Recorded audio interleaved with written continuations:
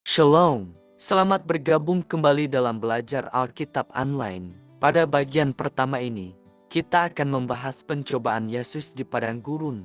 Dalam Matius pasal 4 ayat 1, dikatakan bahwa kemudian Yesus dibawa oleh Roh ke padang gurun untuk dicobai oleh iblis. Peristiwa ini sangat penting karena menggambarkan bagaimana Yesus menghadapi pencobaan langsung dari iblis. Setelah dipenuhi dengan Roh Kudus melalui pembaptisannya. Pada saat itu, Yesus berpuasa selama 40 hari 40 malam. Dan setelah masa puasa itu, dia merasa lapar. Pada saat itulah iblis datang dan menggodanya. Iblis berkata, "Jika engkau anak Allah, perintahkanlah supaya batu-batu ini menjadi roti." Iblis berusaha menggoda Yesus dengan memberikan tawaran yang sepertinya mudah dan langsung, mengubah batu menjadi roti. Namun, Yesus tidak terpengaruh oleh tawaran tersebut. Ia menjawab dengan tegas, "Manusia hidup bukan dari roti saja, tetapi dari setiap firman yang keluar dari mulut Allah."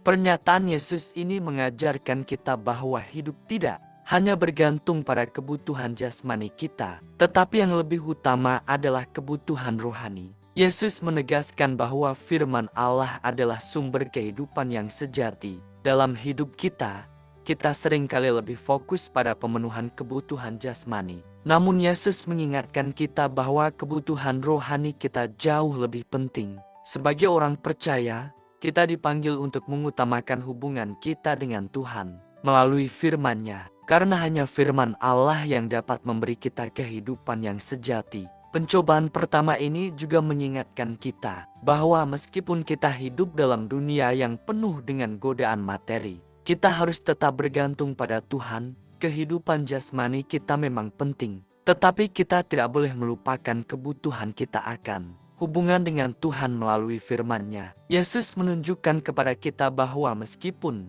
godaan itu datang dalam bentuk yang tampaknya sangat manusiawi dan masuk akal, kita harus memilih untuk hidup sesuai dengan firman Tuhan, bukan sekadar mengikuti keinginan daging. Melalui pencobaan ini, Yesus menunjukkan keteguhan imannya dan ketaatannya kepada Tuhan. Meskipun dia sedang lapar dan lemah secara fisik, ini adalah teladan yang luar biasa bagi kita untuk tetap setia kepada Tuhan dalam segala situasi, baik dalam keadaan yang nyaman maupun saat kita berada dalam kesulitan.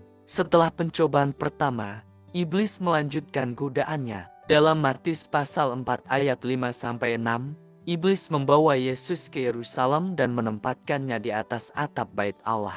Iblis berkata kepadanya, "Jika engkau anak Allah, jatuhkanlah dirimu, sebab ada tertulis, Ia akan memerintahkan malaikat-malaikatnya untuk menjaga engkau." Ini adalah pencobaan kedua yang menunjukkan bagaimana iblis berusaha menggoda Yesus dengan tawaran untuk menunjukkan kuasanya kepada dunia. Iblis memutarbalikkan firman Tuhan, mengutip bagian dari Mazmur 91, 11-12 yang berbicara tentang perlindungan Tuhan terhadap orang-orangnya. Namun, Yesus segera menjawab dengan menegaskan, "Ada tertulis pula, janganlah engkau mencobai Tuhan, Allahmu." Jawaban Yesus mengingatkan kita bahwa kita tidak boleh menguji Tuhan dengan cara yang salah. Kita harus percaya dan mengandalkan Tuhan, tanpa harus memintanya untuk menunjukkan kekuatannya kepada kita melalui tindakan yang spekulatif. Pencobaan ini mengingatkan kita bahwa dalam hidup, kita seringkali tergoda untuk menggunakan kekuatan atau otoritas yang kita miliki untuk mendapatkan keuntungan pribadi, atau untuk membuktikan diri kita kepada orang lain. Dalam dunia yang penuh dengan ambisi dan keinginan untuk berkuasa, kita diingatkan bahwa kekuasaan dan popularitas bukanlah tujuan utama hidup kita. Seperti yang diajarkan oleh Yesus, kita tidak boleh mencari pengakuan dunia atau mencobai Tuhan untuk membuktikan kuasanya. Sebaliknya, kita dipanggil untuk hidup dengan rendah hati dan mengandalkan Tuhan dalam segala hal. Yesus menegaskan bahwa hubungan kita dengan Tuhan tidak perlu dibuktikan melalui pertunjukan atau keajaiban yang mencolok. Iblis ingin Yesus menunjukkan kuasanya dengan cara yang spektakuler. Tetapi Yesus menolak tawaran itu dan memilih untuk tetap taat kepada kehendak Bapanya. Pencobaan ini mengajarkan kita untuk tidak tergoda oleh keinginan untuk mendapatkan perhatian atau pengakuan dunia. melainkan untuk hidup dengan tujuan yang lebih besar, yaitu untuk memuliakan Tuhan.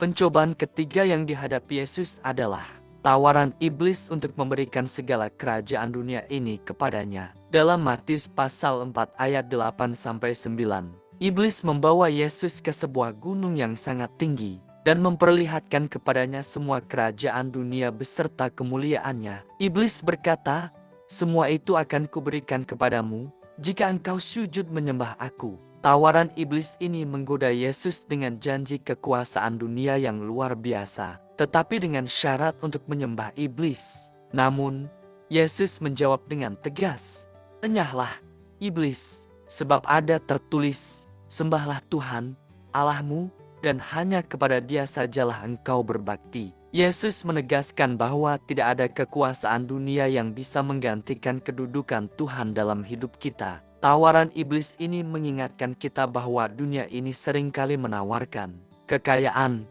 kekuasaan, dan kesenangan sebagai godaan untuk mengalihkan hati kita dari Tuhan. Namun, Yesus menunjukkan kepada kita bahwa kita harus memilih untuk menyembah Tuhan saja dan tidak membiarkan dunia ini menguasai hidup kita. Kekuasaan dunia ini memang bisa terlihat sangat menggoda, tetapi Yesus mengajarkan kita bahwa kekuasaan dan kesuksesan duniawi bukanlah tujuan sejati hidup kita. Sebagai orang percaya, kita dipanggil untuk hidup dengan tujuan yang lebih tinggi, yaitu untuk memuliakan Tuhan dan menjalani hidup yang sesuai dengan kehendak-Nya. Kita harus menyadari bahwa segala sesuatu di dunia ini hanya sementara, dan tidak ada yang lebih berharga daripada hubungan kita dengan Tuhan. Pencobaan ini juga mengingatkan kita untuk tidak tergoda oleh materi atau kekuasaan yang datang dengan cara yang salah.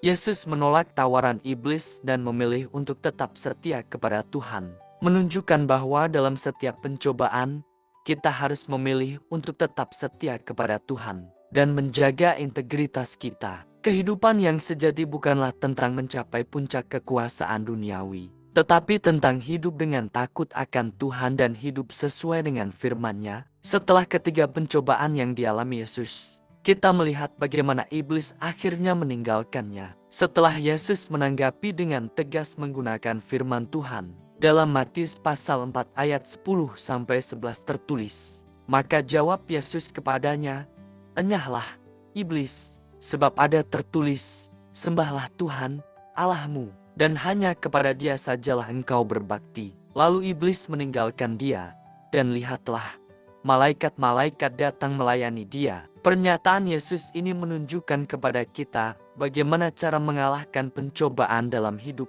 Setiap godaan yang datang dari iblis dapat diatasi dengan berpegang teguh pada firman Tuhan. Firman Tuhan memiliki kuasa yang luar biasa untuk memberikan kita kekuatan dan perlindungan di tengah pencobaan. Seperti yang dilakukan Yesus, kita harus menjawab setiap godaan dengan kebenaran firman Tuhan, bukan dengan kekuatan kita sendiri. Setelah Yesus menanggapi dengan menggunakan firman Tuhan, iblis pun pergi.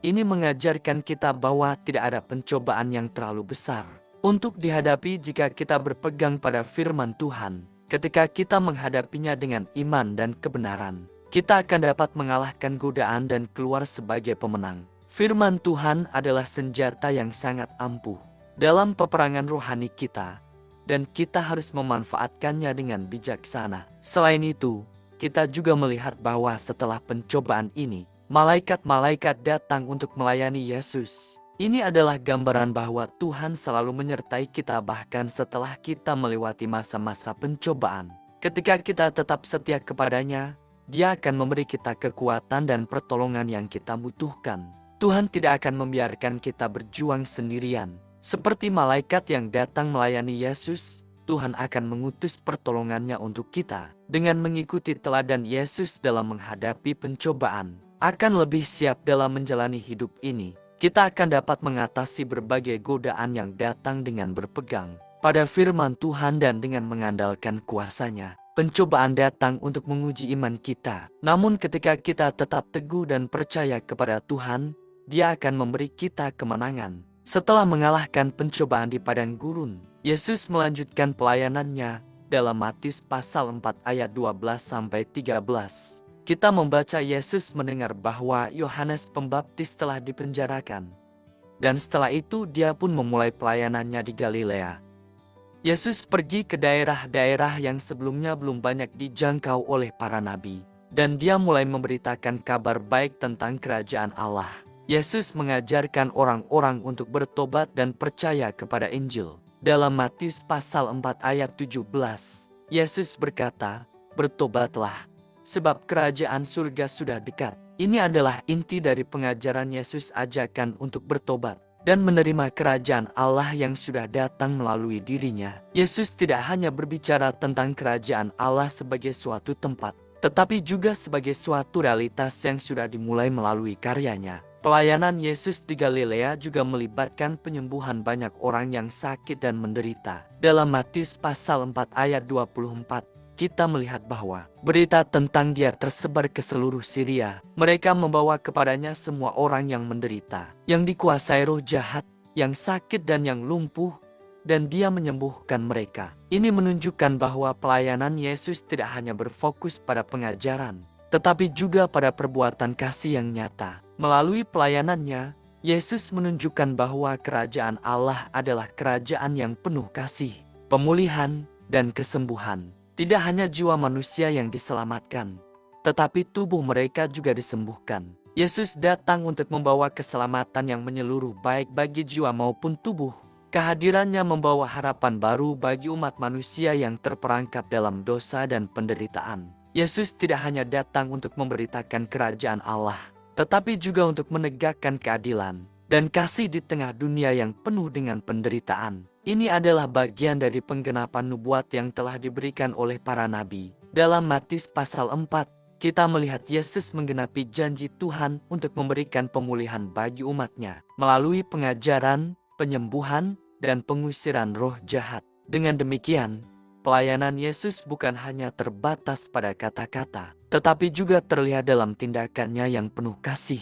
Yesus datang untuk memperkenalkan kepada kita tentang kerajaan Allah yang membawa kedamaian, keselamatan, dan penyembuhan bagi umat manusia yang penuh dosa dan penderitaan. Di bagian akhir Matius pasal 4, kita melihat Yesus memanggil murid-murid pertamanya. Dalam Matius pasal 4 ayat 18-19, Yesus melihat Simon dan Andreas yang sedang menangkap ikan di Danau Galilea dan berkata kepada mereka, "Mari, ikutlah aku, dan kamu akan kujadikan penjala manusia." Tidak lama setelah itu, Yesus juga memanggil Yakobus dan Yohanes, anak-anak Zebedeus, yang juga sedang bekerja di perahu mereka. Yang menarik dari panggilan Yesus ini adalah respons langsung dari murid-muridnya. Mereka tidak menunda-nunda atau memberikan alasan. Mereka meninggalkan pekerjaan dan segala sesuatu yang mereka miliki untuk mengikuti Yesus. Ini adalah contoh pengabdian yang luar biasa. Murid-murid Yesus tidak hanya mendengarkan perkataannya, tetapi mereka benar-benar mengorbankan hidup mereka untuk mengikutinya. Panggilan Yesus untuk menjadi penjala manusia adalah panggilan yang mengajak murid-muridnya untuk tidak hanya berfokus pada pekerjaan duniawi mereka, tetapi juga untuk menjalani hidup dengan tujuan yang lebih besar,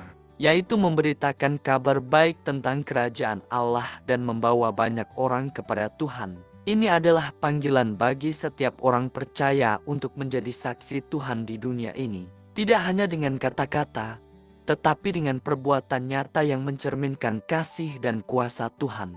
Setelah itu, Yesus melanjutkan pelayanannya dengan mengajarkan orang banyak, menyembuhkan yang sakit, dan mengusir roh-roh jahat. Kerumunan besar mengikuti Yesus karena mereka melihat tanda-tanda ajaib yang dilakukannya. Yesus datang untuk membawa keselamatan dan menyatakan kasih Allah kepada umat manusia. Melalui hidup dan pelayanannya, Yesus menunjukkan bahwa kerajaan Allah adalah kerajaan yang penuh dengan kuasa, kasih, dan pemulihan. Murid-murid Yesus dipanggil untuk mengikutinya dalam hidup yang penuh pengorbanan. Mereka meninggalkan pekerjaan mereka untuk mengejar panggilan yang lebih tinggi. Dengan mengikuti Yesus, mereka tidak hanya menjadi murid yang belajar darinya, tetapi mereka juga diutus untuk melanjutkan pekerjaannya di dunia ini. Panggilan ini berlaku bagi kita juga, sebagai orang percaya yang dipanggil untuk menyebarkan kabar baik dan menjadi saksi Kristus di dunia ini. Demikianlah pembahasan kita mengenai Matius pasal keempat. Dalam bagian ini, kita telah belajar banyak hal tentang bagaimana Yesus mengatasi pencobaan, memulai pelayanannya, dan memanggil murid-muridnya untuk ikut serta dalam pekerjaannya. Semoga kita semua bisa mengikuti teladannya dalam hidup kita sehari-hari, dengan mengandalkan firman Tuhan untuk mengatasi pencobaan, dan menjalani hidup yang penuh dengan kasih serta pelayanan kepada orang lain. Tuhan Yesus memberkati.